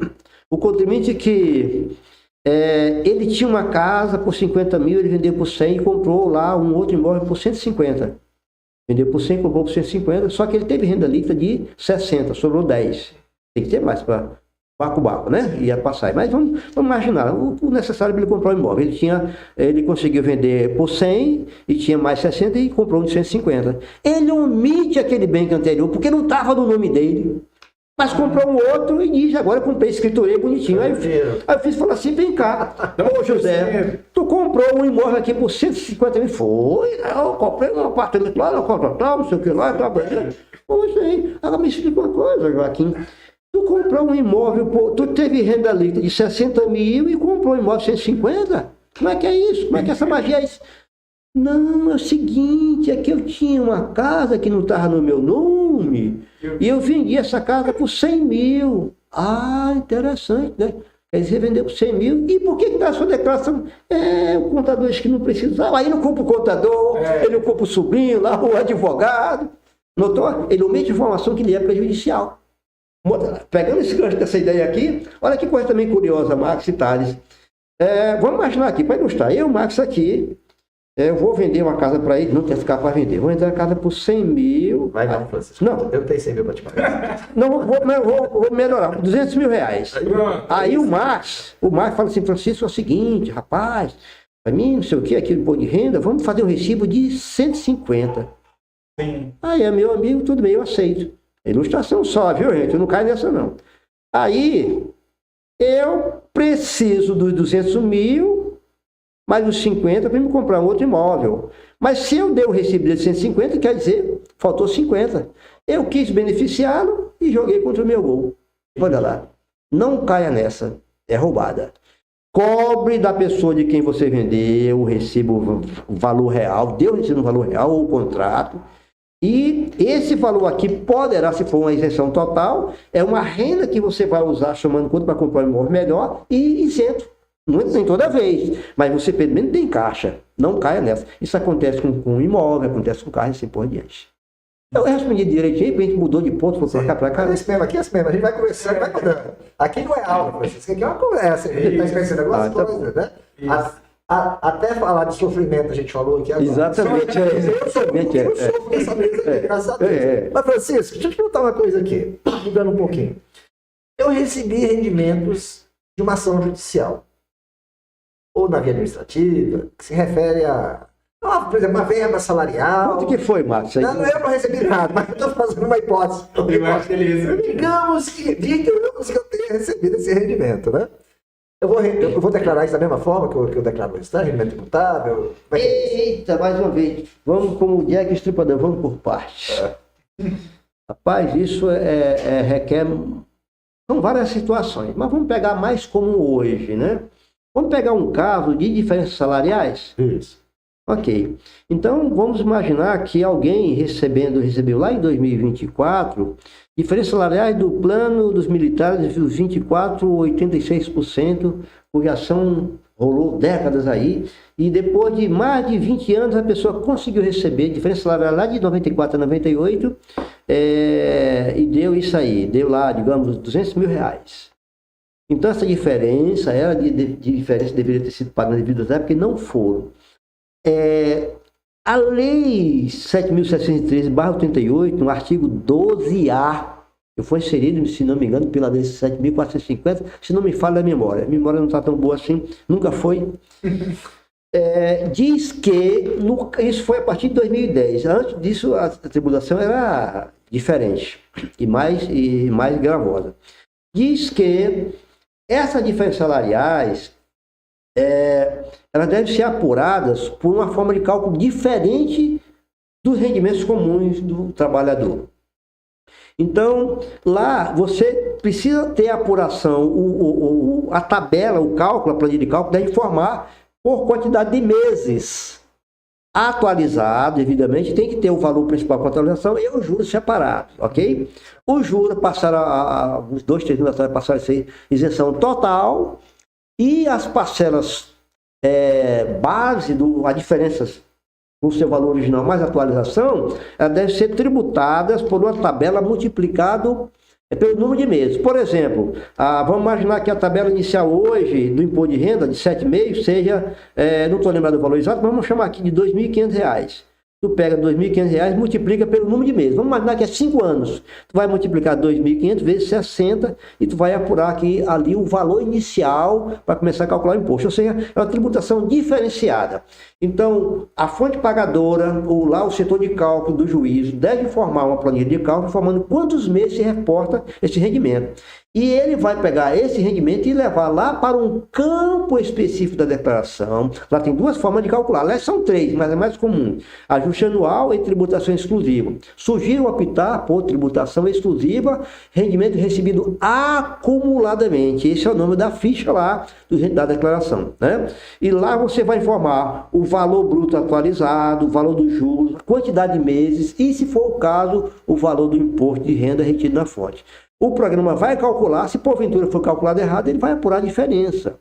Se for a mais, ele restitui o excesso. Se for a menos, vai cobrar a diferença. Mas a tributação é totalmente diferenciada, é o tal de rendimento recebido acumuladamente, em que você, optando pelo regime de tributação exclusiva, vai ter uma tributação bem mais amena. E também você pode optar pelo ajuste anual, em que você, note aqui, ó, eu falei de tributação exclusiva, vai para a declaração, não vai tributar de novo, mas vai calcular, ver se está certo. Se você clicar lá, e olha só como é perigoso você errar. Se você clicar na ficha ajuste anual, tu vai somar esse rendimento tributar pelo regime comum, regime normal, que vai dar uma carga tributária, via de regra, elevada e injusta. Eu tenho mais 2 perguntas, tá? Vamos lá. As minhas perguntas, geralmente, minhas perguntas. Dá vontade. É o seguinte, vamos supor, o nosso público é os jovens de 60 a mais, certo? Vamos supor que eu tô lá com um jovem desse, de 80 anos, 90 anos, por aí. E chega uma certa época na vida dessas pessoas que elas começam a contratar cuidadores. Geralmente esses cuidadores não têm salário baixo, é um salário meio alto, é 3, 4 mil reais. A pergunta que eu tenho para você é o seguinte: ela pode deduzir no imposto de renda o valor acumulado de salário desse cuidador, uma vez que ele faz parte da saúde dessa pessoa? Eu não sei se a pergunta tá certa, tá certo. O cuidador, ele fica enquadrado mais ou menos como o empregado doméstico, né? Tem uma época que ele podia abater apenas a contribuição previdenciária e não o valor do salário, né? Então, não é dedutível o valor do cuidador, né? Agora, se os profissionais terapêuticos que ficam na tua casa, na casa da pessoa, cuidando dele ali em forma de terapia, com uma extensão da clínica de terapia, aí pode ser deduzido, né? Agora, o mero fato, o cuidador, ele não vai poder deduzir do imposto de renda. Então, deixa eu complicar um pouquinho mais. Então, quer dizer, então, se eu contratar uma clínica para me dar o cuidador, aí eu posso deduzir. Que aí ele vai chamar o cuidador, ele vai funcionar como terapeuta, né? Como terapeuta, né? Foi enquadrado terapeuta. Eu quero um fisioterapeuta agora. O fisioterapeuta pode, né? Exatamente, aí pode. Tá, legal, né? Eu vou fazer agora que nem Cabrito, Francisco, porque o nosso tempo já está chegando, certo? Cabrito, que eu vou começar a pular pergunta aqui, pular um bocado de coisa, ok? Mas vamos lá. Francisco, quais a gente está falando de declaração, então, não é isso? Eu queria que você falasse um pouco sobre as formas de declarar, né? Porque parece que esse ano nós temos 2 formas aí, né? Que é a declaração programa, né? E a declaração aí pré-preenchida, não é isso? Isso. Eu queria que você falasse a respeito um pouco de cada uma delas e os prazos de entrega. Muito bem. O prazo, como nós sabemos, começou no último dia 17, vai até o dia 30 de maio. Estou começando numa segunda-feira, terminando numa sexta, termina sempre num dia útil, vai dar um prazo de 75 dias para o contribuinte prestar as contas com o Leão. Isso já vinha, me parece, 2, 3 anos, 3 e 4 anos já, depois da pandemia, né? E houve mudanças. Antigamente era só começar o primeiro dia útil de março e até o último dia 8 de abril, dava 60 ou menos dias. Hoje está dando 70, 75 dias. Às 23 horas, horário de Brasília, e quem não entrega no prazo fica sujeito a uma multa mínima de R$ 165,74, podendo chegar a 20% do imposto global apurado na declaração. Por isso, não pense que essa multa é pequena, porque ela é percentual por mês ou fração. Então, é 1% ao mês ou fração, em cima do imposto total, não é o imposto a receber, nem o imposto a pagar, é o imposto devido. Muito bem, quais são as formas de declarar?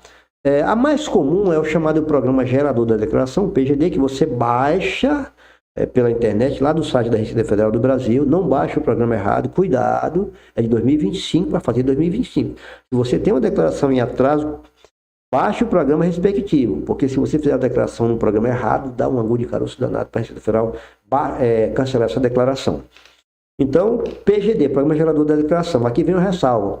Tudo indica que a partir do ano que vem nós não vamos ter mais um Programa Gerador da Declaração. A gente vai fazer tudo ou por aplicativo, lá no tablet do smartphone, o telefone, ou a declaração online ou a pré-preenchida. Então, hoje nós temos a declaração. O mais comum, acho que 80% usa o Programa Gerador da Declaração. No ano passado, 40% usou a pré-preenchida. Fez aqui, baixou o programa, preencheu a declaração, na hora de transmitir, aí tu tem que estar novamente conectado à internet. Outro meio, o mobile, o aplicativo no teu telefone ou no teu tablet. É um percentual mínimo de uso, mas pode ser usado e tem limitações também. E a terceira fonte é a declaração, a terceiro meio, a declaração online, diretamente lá no site da Receita Federal, que tudo indica esse que vai ser o bicho a partir do ano que vem. Diretamente lá no site, mas também tem limitações. E a pré-preenchida. O que é a declaração pré-preenchida? O governo espera esse ano chegar a 47%. Ele vem subindo paulatinamente. O ano passado chegou a 40%, a meta era 45%. É um documento que a Receita Federal elabora a tua declaração de imposto de renda, com parte das informações que chegam ao seu sistema. Por exemplo, que sistema que alimenta a pré-preenchida?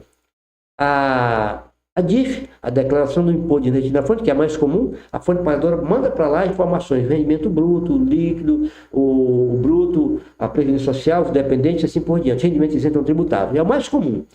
Depois vem a de imóvel, declaração que a imobiliária presta para a Receita Federal dizendo quem pagou o aluguel e quem recebeu. Os cartórios, né? Os cartórios já é com relação aos imóveis vendidos, né, que é a DOI, Declaração de Operações Imobiliárias, né? E aí vai a declaração prestada pelo banco, falando sobre as transações financeiras também. Compra de carro, tem também um cruzamento de dados que vai do sistema do Detran para a Receita, informando quem comprou e quem vendeu o carro e assim por diante. Elaborou-se essa declaração para preenchida, fica lá com disposição também a declaração lá dos médicos, DEMED, Declaração de Serviços Médicos, e o Carnê-Leão. Carnê-Leão, a DEMED surgiu lá em 2010 e o Carnê-Leão, o novo Carnê-Leão, em 2015. Ambos, você presta, o prestador de serviço presta informação, quem pagou consulta, tratamento médico, em benefício de quem. Pessoa jurídica usa a DEMED e a pessoa física usa o Carnê-Leão, a partir de 2015. Alimenta também a declaração pré-preenchida.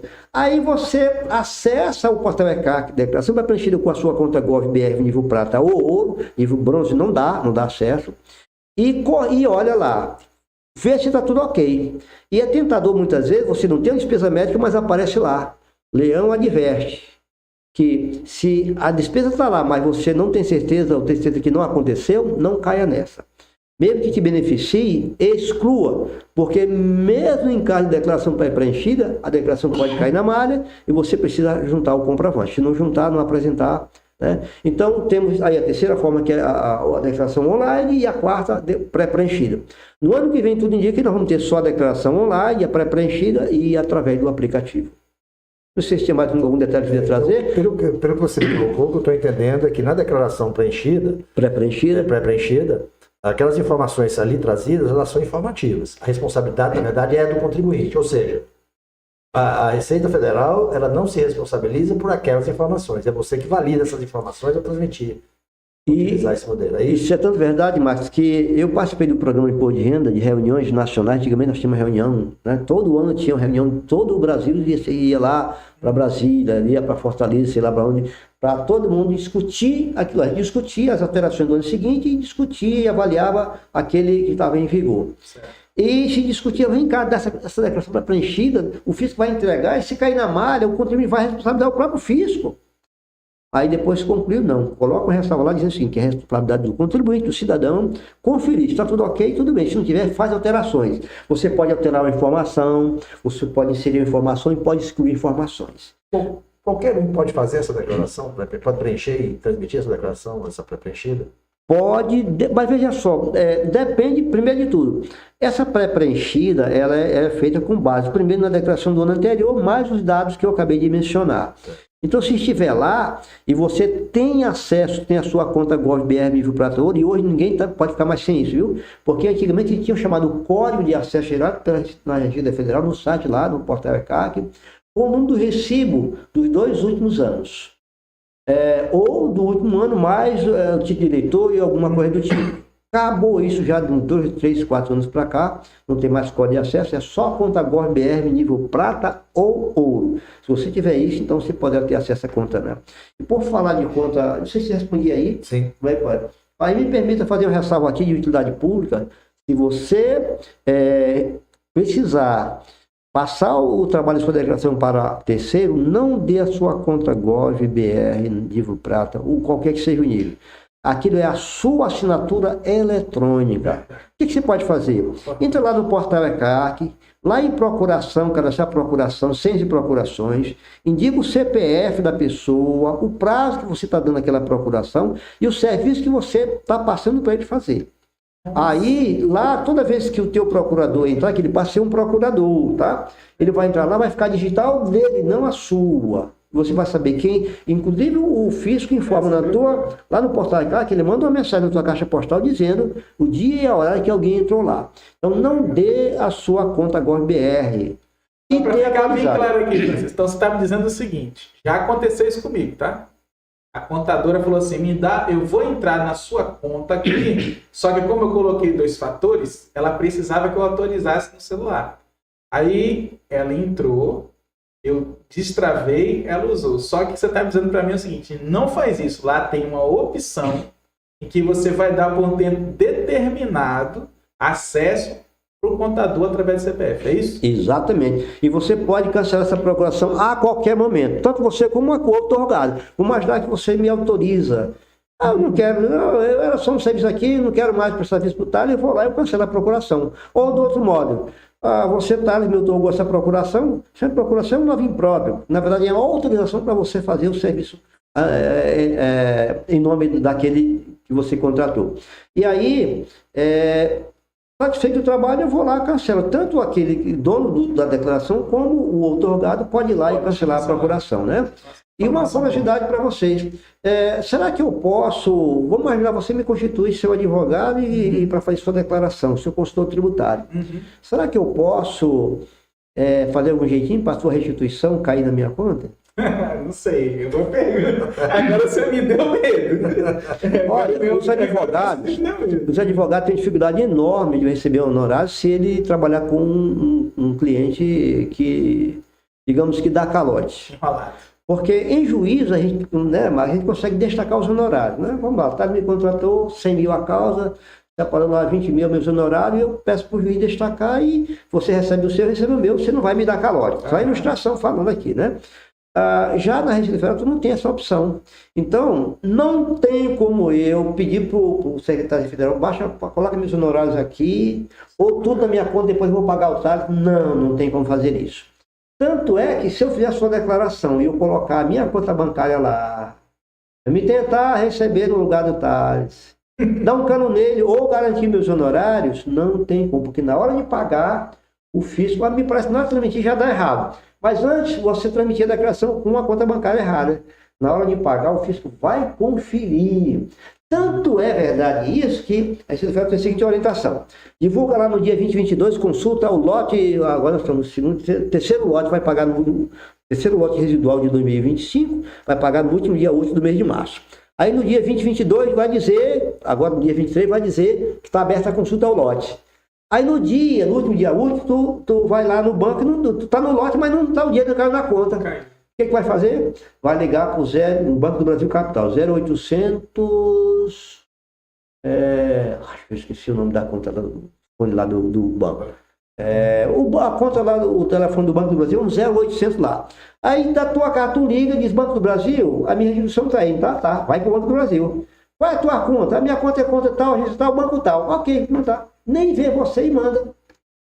Então, não cai na conta de terceiro jamais. Uma outra curiosidade, você não tem como sacar o dinheiro na boca do caixa da restituição. Não tem como. Sua conta é uma vara judicial com o dinheiro. Falando nisso, Francisco, como é que o fisco devolve, como é que o governo devolve, faz as restituições? Quais as formas? Depósito em conta? Como é que funciona isso? É tudo... tá. Vamos lá aqui. Eu acho que eu entendi aqui a pergunta. Na declaração, qual a forma de você receber a restituição? Primeiro de tudo, você indica a conta bancária e vai para aquela conta. Se você não indicar nenhuma conta, vai para o Banco do Brasil, depois tu tem que ligar para lá e dentro de um ano vai pedir para mandar para o teu banco. Não tem como sacar na boca do caixa. Não tem. A segunda forma agora, já há 2, 3 anos, você informa a Pix. Teu Pix é sempre o CPF. Mas meu CPF é no banco lá onde eu estou enrolado. Não pode cair lá que o banco vai segurar a minha grana lá. Tem outro jeito. Então é o seguinte, faz a portabilidade dessa chave Pix para outro banco, onde tu pode receber sem nenhum problema. Tudo tranquilo, mas a chave Pix sempre será o CPF. E, inclusive, quem opta por receber via Pix é um dos prioritários. Vamos lá, calendário de restituição, talvez o Marcos perguntar isso. Primeiro, quem aqui tem prioridade de restituição? Já adiantou, né? Quem tem 80 anos ou mais. Está acelerando aqui já cedo, né? Segundo ponto, quem tem 60 anos até 80 anos. Terceiro ponto, quem tem rendimentos, a maioria do rendimento é na condição de magistério. Às vezes eu confundo, falo magistrado, é magistério. Professor. Depois vem quem optou por receber quem optou pela delegação pré-preenchida e receber restituição via Pix. Depois, quem optou pela delegação pré-preenchida ou receber via Pix. Não, antes disso ainda vem ainda. Depois da idade, 60 anos, vem o portador de moléstia grave. O pessoal do Ceará fala assim, né, do interior da moléstia grave, né? É moléstia grave, né? Acaba da molesta, né? Então, 80 anos ou mais, 60 anos até 80, portador de deficiência física ou mental ou portador de moléstia grave, essas doenças graves, nós falamos há pouco tempo. Depois vem o rendimento na condição de a maior parte de rendimento de magistério, depois vem declaração pré-preenchida e receber via Pix, depois vem via Pix ou pré-preenchida e depois vem o pessoal da grande fila. Vou aproveitar e já vou botar uma pergunta. E as doações? De familiares ou de filhos? Declara ou não declara? Olha lá. Isso aí, rapaz, você pode engatar outra pergunta. E as gorjetas, né? As doações de livre e espontânea tributação são tributáveis, né? Primeiro de tudo é o seguinte, essa doação da condição do que mesmo você falou primeiro? Filhos ou parentes? Familiares. Ok. Você pode fazer doação de qualquer espécie para parentes ou não parentes. A pergunta é tributável? Isso. Isento e não tributável.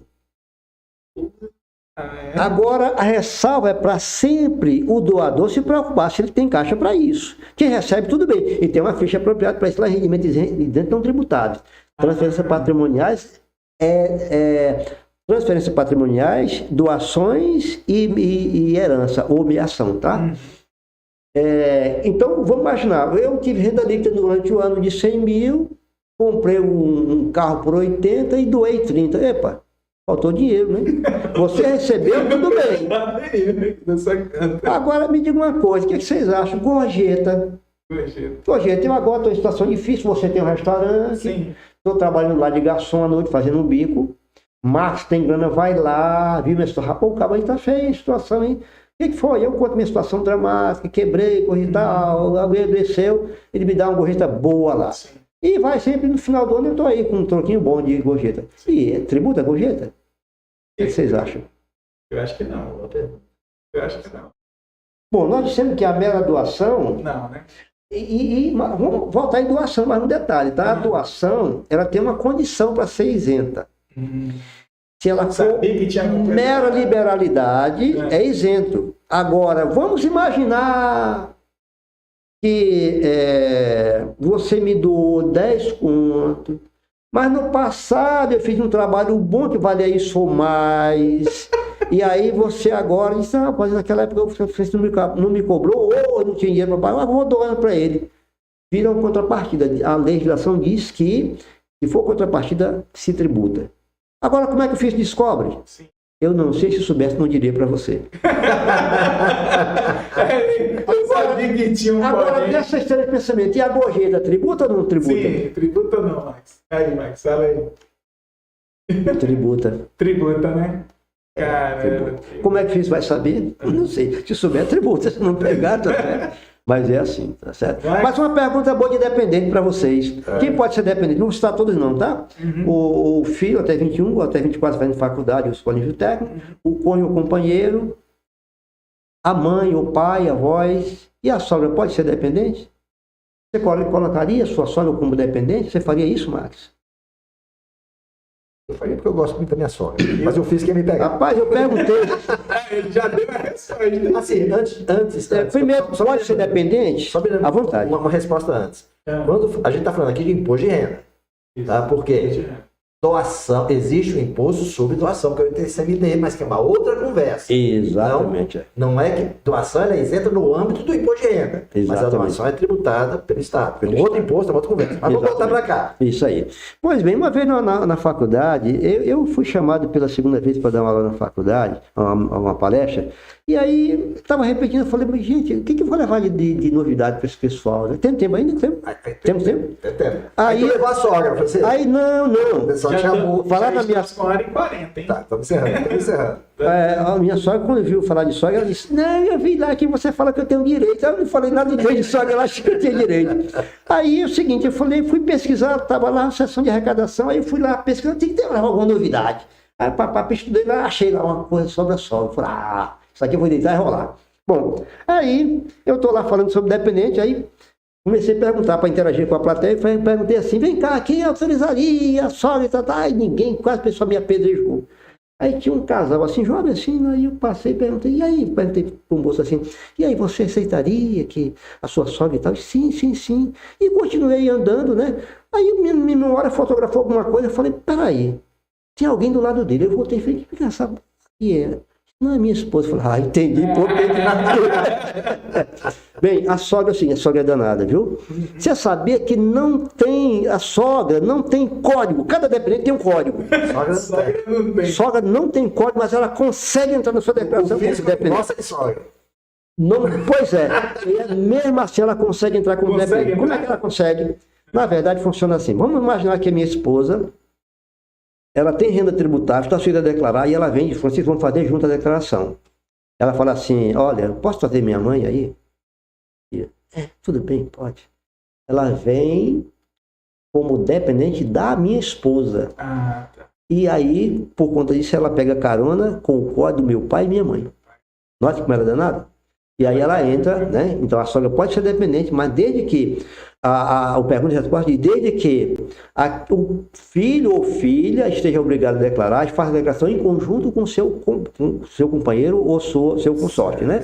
E aí, mas eu tenho que, o filho ou filha tem que ter rendimento tributável, porque passa a ser a declaração em conjunto, e o dependente não é minha, ela é da minha esposa ou vice-versa. Então, Francisco, falando de declaração em conjunto, bens e direitos, né?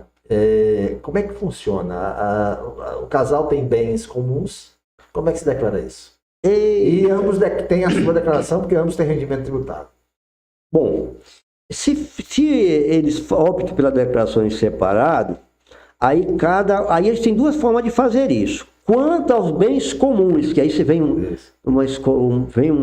Regime de casamento. casamento, direito civil e tal lá, né? Mas vamos imaginar bens comuns. O que são bens comuns? Aqueles adquiridos na constância da união conjugal, que seja casamento ou a relação união estável, né? Então, e aí eles podem fazer, pode fazer sua declaração própria e coloca os bens de todos e aquele um que não declara, coloca lá. Vai no código 99 duas vezes, porque agora está mais pedaçado o código da declaração de bens. Então tu vai lá 99, depois 99 de novo e diz lá, bens informados na declaração do seu cônjuge, ou companheiro, ou que seja lá, nome e CPF dele.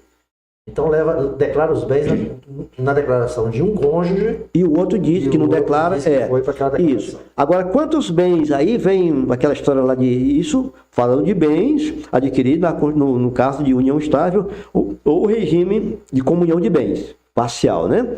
Já os bens chamados incomunicáveis ou inalienáveis, esses só podem constar na declaração do seu titular, que são bens inalienáveis, que não pode ser vendido. Por exemplo, bens de herança, aquele bem que vem de uma ameação, o marido e a mulher se separam e ficam os bens em nome dos filhos, ou aquele que é herança, você recebe em herança, ou depois de uma separação, aquele bem é exclusivo seu. Tá? Então, esse não deve ser informado na declaração. Temos pergunta dos nossos telespectadores. Vamos lá. Estamos ainda no ar ou estão aqui sem internet? Nós estamos no ar. Ok, beleza. Dona Renê Chadal está falando assim, ó, tenho 82 anos. Minha restituição vai continuar depositada na minha conta bancária? Sim, dona Renê, a restituição vai continuar sendo creditada em sua conta bancária e é livre escolha, tá? E se a senhora informar hoje que é em Pix, ela vem mais, pela sua idade já tem uma prioridade, a maior. E se informar em Pix, a prioridade vai ser maior ainda. E o banco é de sua livre escolha. Que bom. Mais uma só, mais uma. Mais uma? Manda, mais uma, pode mandar. Tem multa caso você não cumpra o prazo para a entrega da declaração. E outra coisa, não só multa, quais as consequências para aquela pessoa que é obrigada a declarar não entrega a sua declaração?